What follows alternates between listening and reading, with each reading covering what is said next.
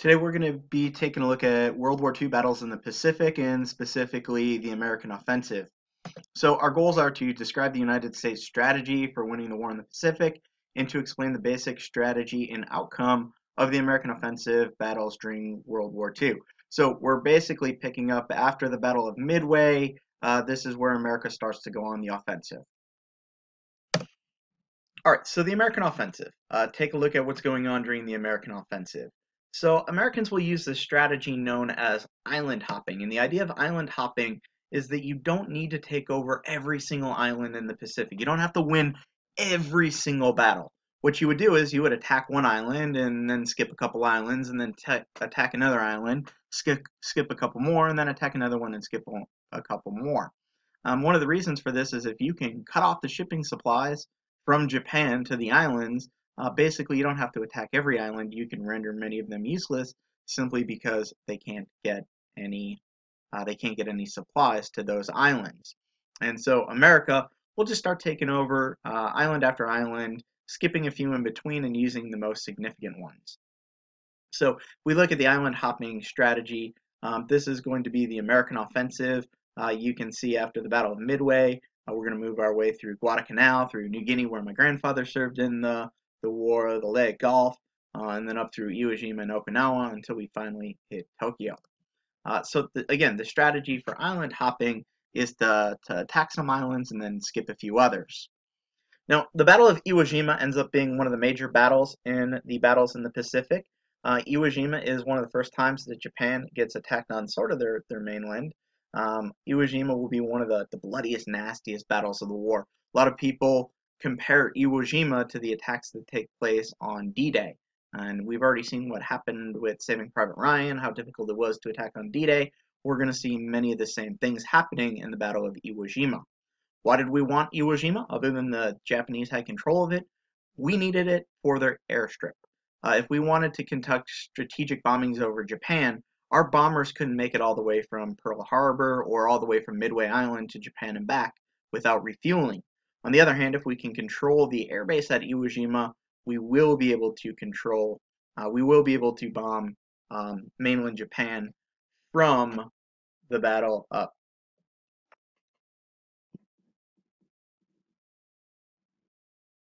We will be able to bomb mainland Japan from our bases on Iwo Jima once we take it over.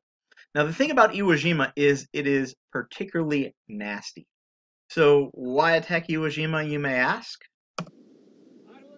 There's an ugly, smelly, dirty little scab of rock called Iwo Jima. It means Sulphur Island, which accounts for the smell.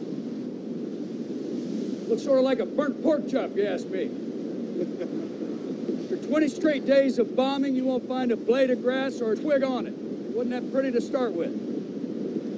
Yep. Iwo is just 5.5 miles long, 2.5 wide. There's a lump down at the bottom. That's Mount Suribachi. The map's in front of you. The island is white. Not much of it. The black dots represent known enemy emplacements. Coastal defense guns, dual mount, dual purpose guns, covered artillery emplacements, rifle pits, foxholes, anti-tank guns, machine guns, blockhouses, pillboxes, and earth-covered structures. I don't see any barracks or any other structures. That's right. We still don't know why. Now, this isn't just any island to them. This isn't Tarawa, Guam, Tinian, or Saipan. This is Japanese soil, sacred ground. 12,000 Japanese defenders in 8 square miles. They will not leave politely, gentlemen. It's up to us to convince them.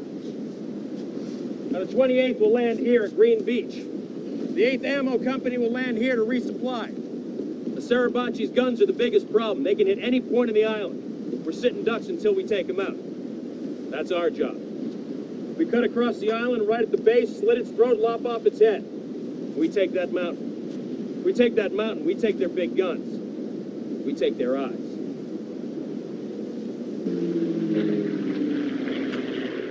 So yeah, that's the force that was used to attack in the Battle of Iwo Jima. So we're not talking about a small force again, we're talking about a force on the size and the scale of what would happen in D-Day. So you can see all the ships and the planes, and this is a massive attack, a massive invasion. One of the things they mentioned is they didn't know why they couldn't see any soldiers, they didn't know where they were. One of the reasons why is because they were hidden in tunnels, underground tunnels and caves. When we think tunnel warfare, we think mostly of Vietnam, but it was really the Battle of Iwo Jima, the Japanese who were bunkered away in underground tunnels, of course, throughout the island of Iwo Jima. So perhaps one of the most famous events of Iwo Jima is the raising of the American flag out of debris. Hey, Doc, you think they got them all? What? Well, they're not shooting at us. Maybe we killed them all. They ran up in the night or something. I don't Or they're know. waiting for us to start climbing. First platoon, grab your gear. We're going up the hill. Just us? Yeah, just us, Jake. All right, first platoon, move! I tag along? Yeah, you can lead the way if you want. Get a good shot of my face. It's your ass I'm gonna make famous, Hank. Yeah, that'll work for me, too. Lieutenant, if you make it to the top, put this up. Sure. Nothing planned, but this is going to end up being a pretty big to-do. Don't worry, Iggy. They never shoot at the first patrol. They don't? Nah. They want us to go up to the top, signal to the other that it's okay, and shoot everybody else as they come up the mountain. Really?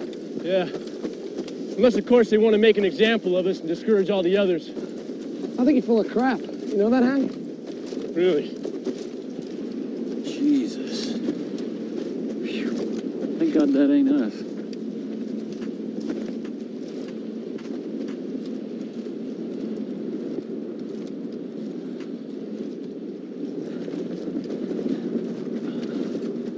Quite a sight. Boots, spread them out, put them on line. Set up a perimeter. First squad.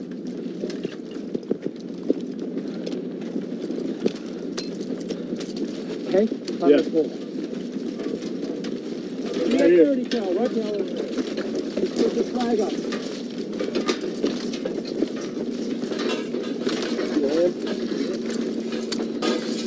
Sit. Over here.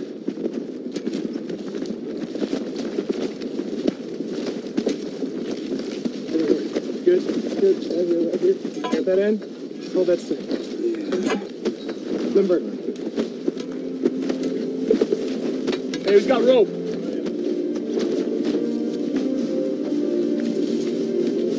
me something. Yeah, good. Does that work?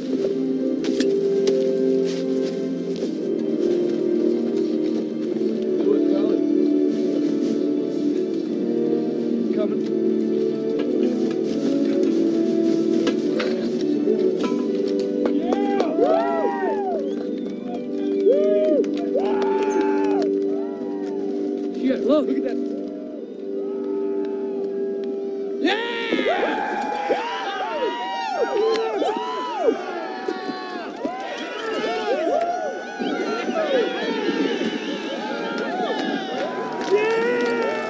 Man, this crowd.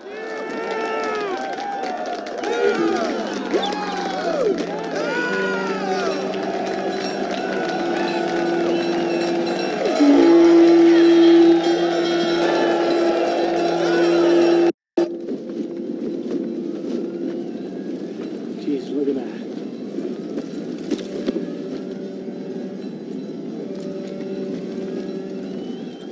Again, you see the size of the invasion force.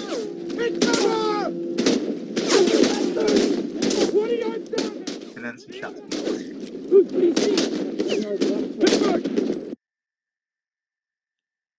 We watched that clip for two reasons. Number one, to give you an idea of the size and the scale of the force and the attack and the significance of the raising of the flag. It really is one of those iconic images that happens throughout the course of World War II. The other reason is to see at the end that the Japanese were willing to attack. Even after clearly they've been defeated, clearly the island has been taken over, every last Japanese citizen and the military was willing to fight to the end, fight to the death. Now, what a lot of people don't know about Iwo Jima is that even after the raising of the first flag, that's not where the most famous photo of the war comes in. It turns out that a few generals and a few politicians actually wanted the flag from Iwo Jima, and they wanted to use it as propaganda for the war, so they requested that the flag be taken down. So, of course, the general in charge is going to be none too happy. He's going to do what he's told by command. He's going to take the flag down and have another flag being raised. And this is really where the iconic photo of the war comes from. Oh, shit! Hope it still works, because you're not getting mine. Get torch off!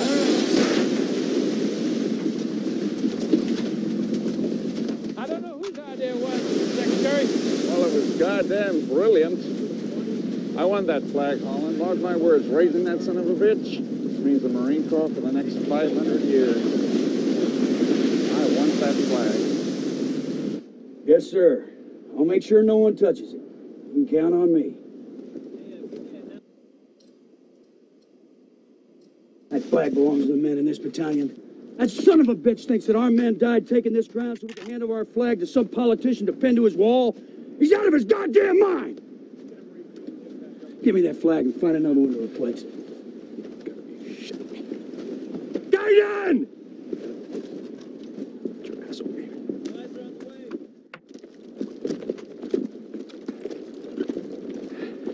Hey, fellas. How's it going? It's a beautiful shot, Joe. That kind of day.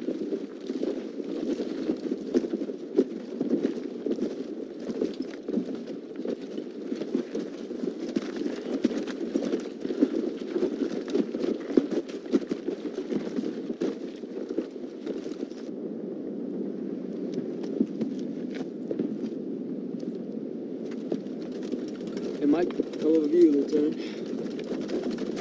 Lieutenant!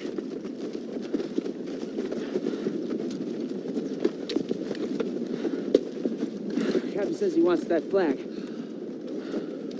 He wants this flag? Yes, sir. We just put the damn thing up. Yes, sir. Some kind of flag shortage? He wants you to put this one up instead.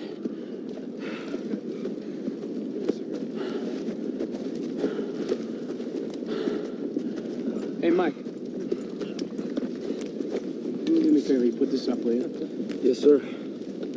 All right, let's find a pole. Take the flag down, boys. Captain's order. You heard him, let's do it.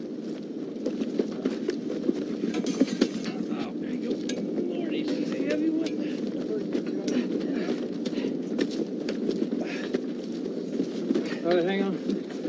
So,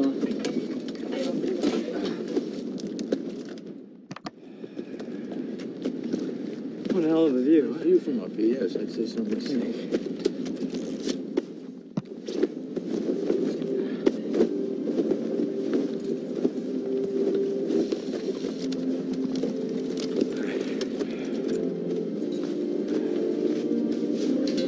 On your way here, am I, Joe? hey, Doc, you want to get some head?